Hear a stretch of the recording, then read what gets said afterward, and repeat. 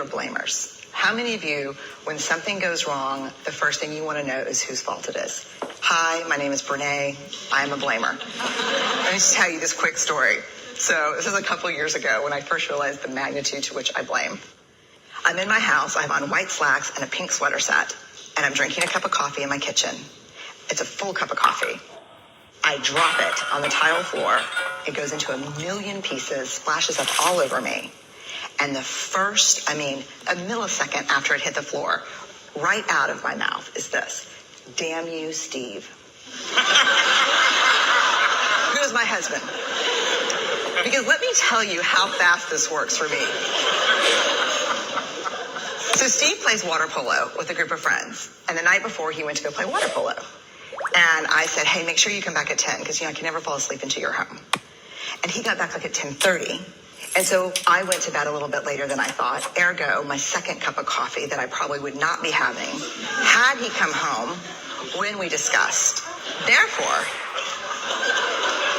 and so the rest of the story is I'm cleaning up the kitchen. Steve calls, caller ID. I'm like, hey. He's like, hey, what's going on, babe? What's going on? So I'll tell you exactly what's going on. I'm cleaning up the coffee that spilled all like dial tone. Because he knows. How many of you go to that place when something bad happens, the first thing you want to know is whose fault is it? I'd rather it be my fault than no one's fault. Because why? Why? Because it gives us some semblance of control. But here, if you enjoy blaming, this is where you should stick your fingers in your ear and do the na thing, because I'm getting ready to ruin it for you. Because here's what we know from the research. Blame is simply the discharging of discomfort and pain. It has an inverse relationship with accountability. Accountability, by definition, is a vulnerable process. It means me calling you and saying, hey, my feelings were really hurt about this, and talking. It's not blaming. Blaming is simply a way that we discharge anger.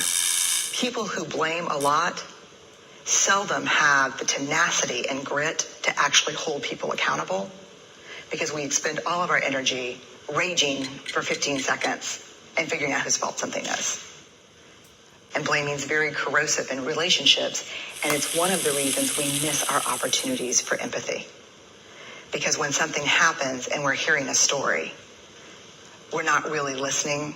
We're in the place where I was, making the connections as quickly as we can about whose fault something was.